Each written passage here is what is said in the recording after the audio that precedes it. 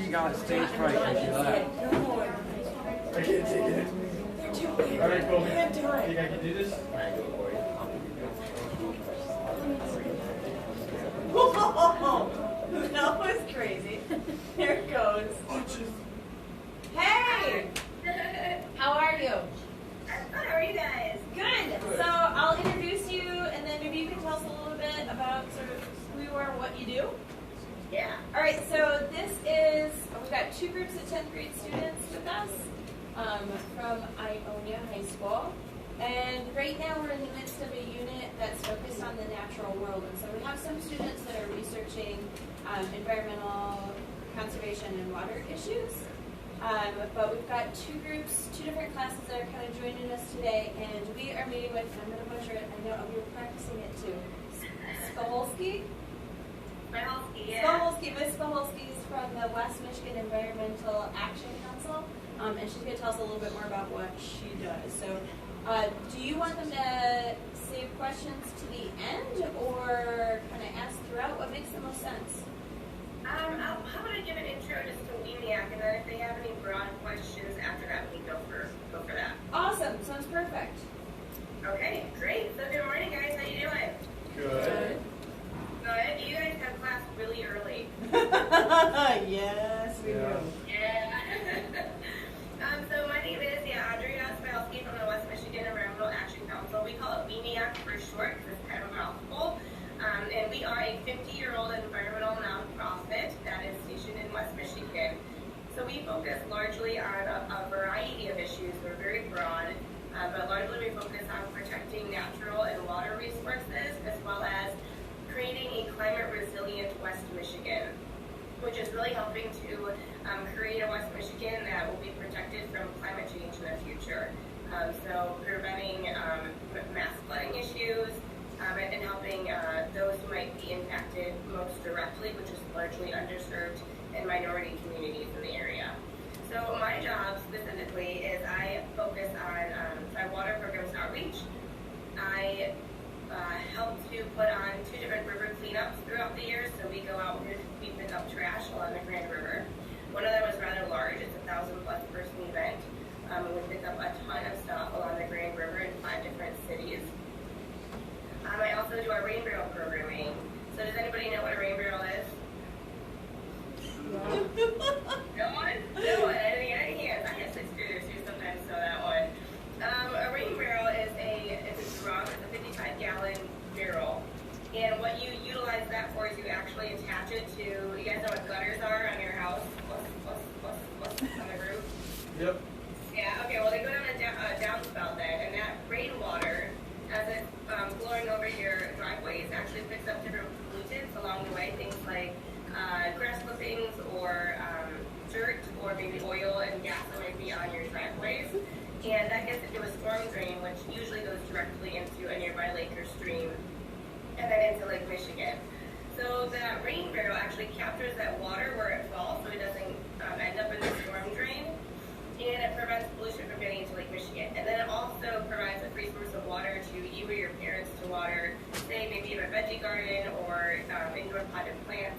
So we have a program here at WMEAC where we actually disperse those throughout West Michigan for a really low price. If you buy them at, say, Home Depot, they're upwards of $100. We provide them for $30. So they're a little cheaper. They're not as pretty, but they do the job. So I manage that program. And then I also help to manage, we have a Teach for the Watershed program. It's an environmental education program focused, usually K-12, but we really work with 6th and 5th graders in Grand Rapids and also out in Holland.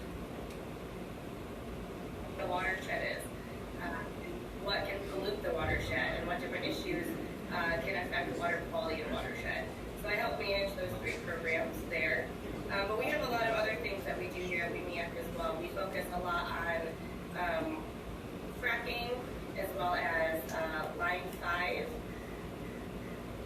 Stormwater runoff is really what we focus on. That's all those pollution, all those pollutants that end up in your rain supply when it rains and into the Great Lakes. It's the largest source of pollution in the Great Lakes. And we've been focused a lot on zero waste in the landfill, so waste reduction programs, that's an environmental issue, and also climate change. So that's a very broad scope of what WMEAC does. I would recommend if you want specific information, we have a website. It's just WMEAC.org, WMEAC.org, and we provide a lot of information on our website with more specifics on what we do here. So with that little tidbit, and I will apologize, I'm getting over a cold, so I'm going to keep drinking my coffee to my throat is sore. Do you have any questions just regarding the organization? I've never seen a group this big that quiet. I think you guys drink coffee. I have a quick question for you. Yeah. Do you have any schools that do rain barrels? We have a few schools. There have been some schools in Forest Hills that have put rain barrels on their school. I can't remember exactly which one it was a couple of years ago. Great Lakes Elementary out in West Ottawa has put rain barrels on their school. And sometimes it's hard because our drums are only 55 gallons, so they're not huge. And because school roofs are so large, there's so much rainwater that comes off, they can overflow really easily. So a lot of times what we do at schools is we'll actually put in a rain garden. So who knows what a rain garden is? Anybody? No? Okay. Similar to what a rain barrel does, it catches water kind of where it falls. It's usually put into a low-lying area where water will collect or runs off of, say, a parking lot or a house roof. And once it does that, again, it's collecting different fluids along the way, oils and gases, sands, stuff you don't really want to go directly into a nearby lake or stream.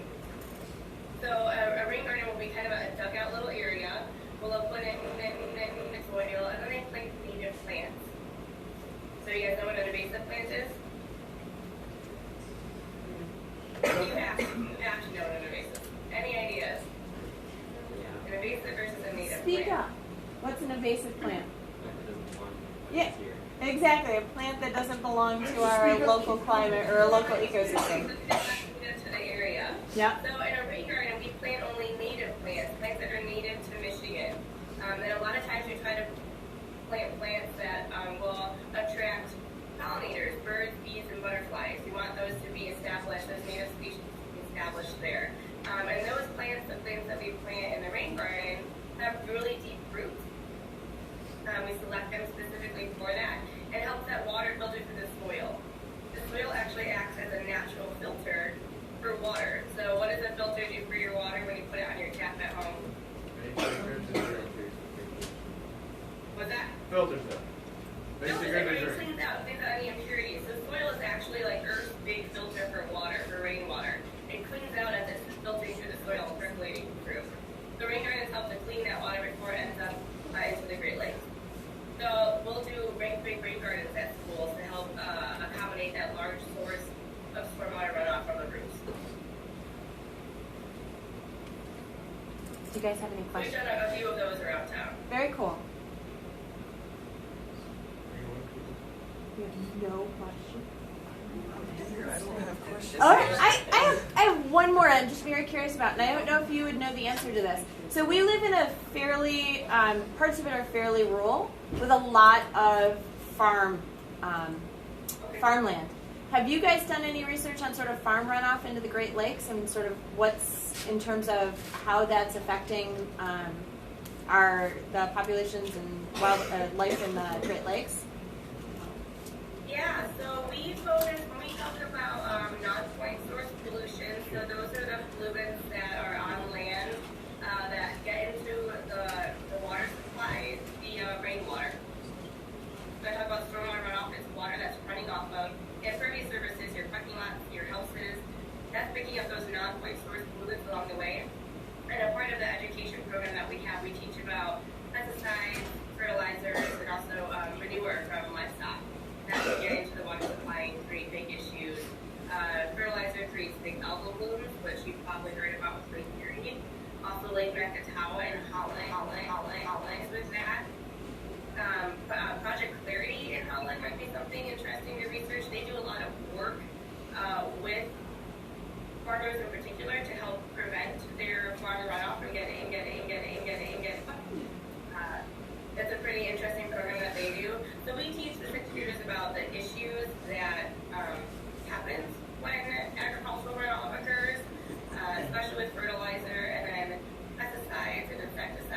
that for waterways because insecticides will kill the macroinvertebrates, the aquatic insects that live there, and then the herbicides can kill any native plant species that you might want there. And then again, the manure creates an E. coli issue, which you really don't want in your water supply, especially for eventually drinking from it. So there's a lot of different farm practices that farmers can do to prevent that. Installing berms, rotating crops, making sure they have cover crops on their land so that the soil isn't running off, making sure there's a good riparian, a good vegetated buffer between their land and a nearby stream so that water can filter through that soil before it ends up in the stream. There's a variety of options for, we call those pest management practices. So farmers like to implement pest management practices to prevent pollution from happening in the first place. Very cool. I'm the only one asking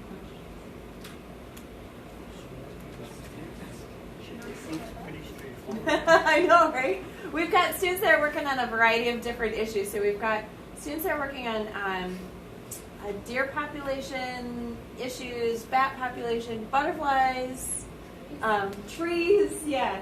So we're kind of all across the board. If students have questions specific, is the email address for WMEAC maybe on the website? Best place to look for resources?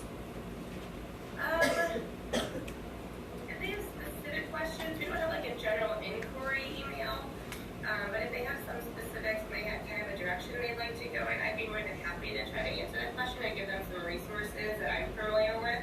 Cool. So that you really have for me, probably just put on a board and write that down. I would be really fine with that. Cool. Thank you so much. Yeah. Any last questions? All right. Thank you so much for meeting with us this morning. We really appreciate it. Thank you. They don't allow coffee. We'll try. Thank you. Probably. All Did right. you call her again second hour? We call her again third hour, yeah.